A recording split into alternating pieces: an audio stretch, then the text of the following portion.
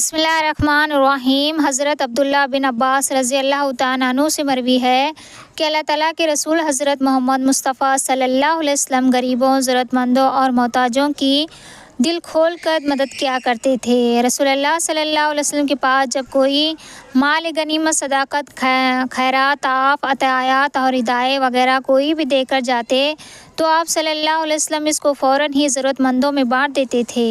یہی وجہ تھی کہ حضرت محمد صلی اللہ علیہ وسلم کی سخاوت کے چرچے زمین و آسمان پر تھے۔ جو کوئی بھی رسول اللہ صلی اللہ علیہ وسلم کے یہاں تحائف، ہدایہ اور عطیات وغیرہ کرتے تھے تو رسول اللہ صلی اللہ علیہ وسلم اس کو دعا دیتے تھے۔ آپ صلی اللہ علیہ وسلم کی دعا کے صدقے اللہ تعالیٰ تحائف، ہدایہ، عطیات دینے والے کے رزق میں خوب برکت ڈالتا تھا۔ حضرت انس رضی اللہ تعالیٰ عنہ سے مروی ہے کہ ایک سوالی نے آپ صلی اللہ علیہ وسلم کی بارگاہ میں پیش ہو کر سوال کیا تو اللہ تعالیٰ کے آخری پیغمبر حضرت محمد مصطفیٰ صلی اللہ علیہ وسلم نے اس سوالی کو دو پہاڑوں کے درمیان جتنی بھی بکریاں آتی تھیں اتنی تعداد کے برابر اس سوالی کو بکریاں ہدایہ میں عطا کر دی۔ جب وہ سوالی اپنے علاقے میں واپس گیا تو اس نے اپنی قوم کے لوگوں کو بتایا تو وہ سب کے سب مسلمان ہو جاؤ اور کہنے لگا اللہ تعالیٰ کے نبی صلی اللہ علیہ وسلم سچے ہیں اور اس کا دین سچا ہے۔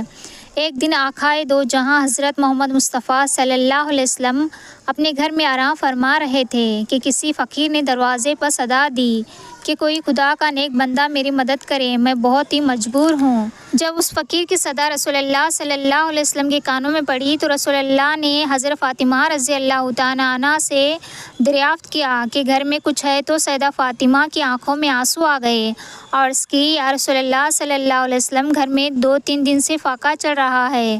اللہ اکبر، قربان جائیں آپ صلی اللہ علیہ وسلم پر کہ دو جہاں کے بادشاہ کے گھر میں 2 دن سے فاقہ چل رہا ہے۔ فقیر نے پھر رسول اللہ صلی اللہ علیہ وسلم کا نام لے کر صدا لگائی، اے غریبوں کی مدد کرنے والے، میں نے سنا ہے کہ تیرے در سے کوئی بھی سوالی خالیات نہیں جاتا ہے۔ میرے گھر والے گھر میں بھوک سے مر رہے ہیں، وہ آس لگائے ہوئے ہیں کہ یا رسول اللہ صلی اللہ علیہ وسلم اگر میں آپ صلی اللہ علیہ وسلم کے گھر سے ہی خالی ہاتھ چلا گیا تو بچوں کی ساری امیدیں ٹوٹ جائیں گی۔ آقائے دو جہاں صلی اللہ علیہ وسلم کے پاس 2-3 دن سے ایک کھجوروں کی ایک گٹھلی پڑی تھی۔ آپ صلی اللہ علیہ وسلم نے گٹھلی اس فقیر کو دے دی۔ اس وقت رسول اللہ صلی اللہ علیہ وسلم کے گھر میں اس گٹھلی کے علاوہ کچھ نہ تھا۔ فقیر کے دل میں آیا کہ گٹھلی سے میرے بچوں کا پیٹ نہیں بھرے گا۔ آخرکار وہ فقیر اپنے گھر چلا گیا۔ گھر جا کر اس نے اپنے بچوں کو کہا رسول اللہ صلی اللہ علیہ وسلم کے گھر میں ان کھجوروں کی گٹھلی کے علاوہ کچھ نہیں ہے، اگر کچھ ہوتا تو وہ ضرور ہمیں دیتے۔ یہ بات سن کر بچے بھی رونے لگ گئے۔ پھر گھر والوں کو بھوک نے سخت تنگ کیا تو وہ بھوک اور پیاس کی وجہ سے رونے لگے۔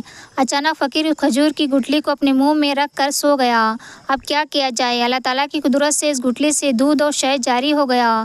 فقیر گٹھلی سے دودھ اور شہد کافی دیر تک چوستا رہا۔ جب اس کا پیٹ بھر گیا اس نے اپنی بیوی کو بتایا کہ رسول اللہ صلی اللہ علیہ وسلم کا معجزہ دیکھیے کہ اس گٹھلی سے شہد اور دودھ نکل رہا ہے، لو تم اور ہمارے بچے بھی اس گٹھلی کو چوس لو۔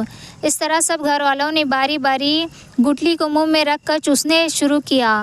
سب گھر والے حیران ہو گئے، سب گھر والوں کا پیٹ بھر گیا اور خدا کا شکر ادا کیا۔ پھر انہوں نے اس گٹھلی کو بطور تبرک کسی کپڑے میں باندھ کر اپنے گھر میں سنبھال لیا۔ جب دوسرے دن گھر والوں کو بھوک نے تنگ کیا تو فقیر کی بیوی اس کپڑے کو کھولا تو دیکھ کر حیران رہ گئی کہ وہ گٹھلی سرخ یا قوت میں بدل چکی تھی۔